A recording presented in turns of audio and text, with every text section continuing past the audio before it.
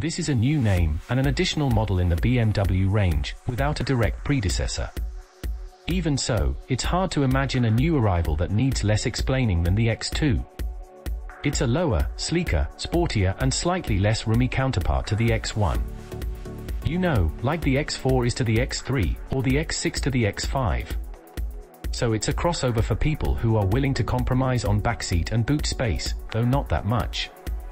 In return they get sleeker looks and a slightly sportier drive. Rivals?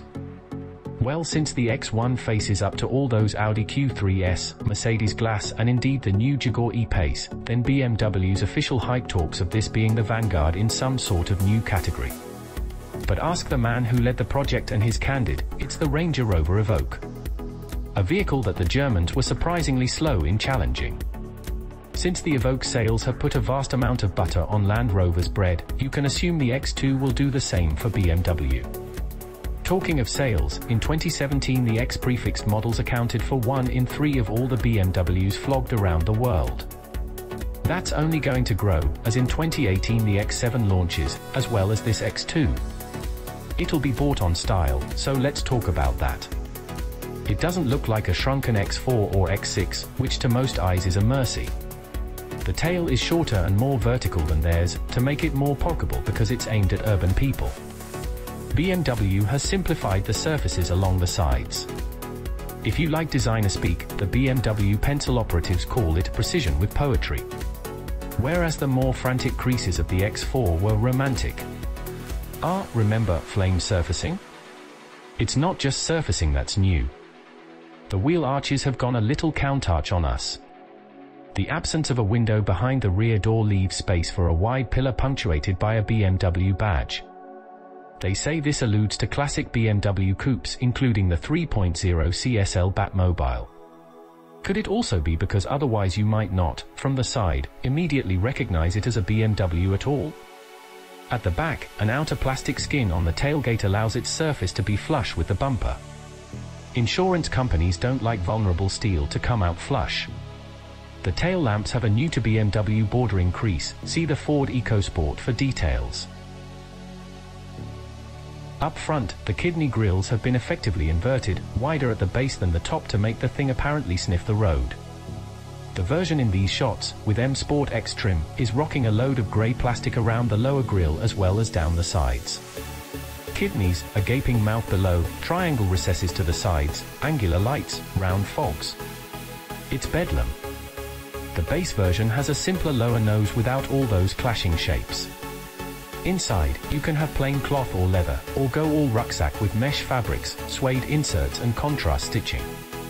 As it's based on the X1, this means BMW's transverse engine platform. All very familiar stuff. Mostly 4-cylinder engines, 1 petrol 3CYL later, no 6s ever, some AWD but front-wheel drive for the base cars. The same platform also resides under the Mini Countryman, but the engineer who led both the Countryman and X2 projects says they feel very different, thanks to different springs, dampers, roll bars, bushes, steering racks, etc. He also points out that every visible interior part is different between BMW and Mini, except the boot opening switch in the driver's door. From the start the X2 selection box has 20i petrol and 20D. They both make about 190 brake horsepower. The petrol is FWD, the diesel all-wheel drive and 8-speed auto as standard. A 18D can be had with AWD or, at £1,500 saving, FWD. Even at a time when new smallish premium crossovers are cascading onto the market, this one makes a case for itself. It's refined, as good to drive as any of them and decently made and equipped. On top of that it manages to serve up a zingy new style that hardly compromises its space or usefulness. Okay, so we'd still have a 320i Touring, but the rest of the world can't get enough of BMW's crossovers and this shows why. Let's get the one honkingly obvious thing out of the way first. We're in the X2 20DX drive. If we were in a 320DX drive Touring we'd be having more fun, and the sticker price for those is the same. The X2's ride is firmer than the Estate's. It feels a bit heavy in a succession of tight bends, and gives you precious little of the steering feedback or sense of playfulness you'd find in that 3 Series Touring, or indeed an Evoque. That said, for a crossover, the X2 is really very agreeable. For a start, most of the small diesel crossovers have raucous engines, but this one shows how it ought to be done, beavering away in decent quietness both when mooching in town and when you give it an open road overtake to do. Performance isn't at all bad. If you want more, wait a little for the 25D. As usual, BMW has got the 8-speed auto box just right too. That's what you get on the X-Drive cars. The FWD ones, called S-Drive, get a new 7-speed DCT. The suspension is on the firmish side, but doesn't upset you. Our test car ran the slightly lowered and stiffened M Sport suspension. Its motions are progressive rather than jarring.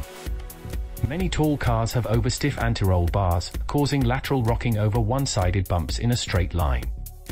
Not the X2, which stays pretty serene. Even with the low-profile tires, there's little road noise over coarse surfaces or clangs as you hit potholes.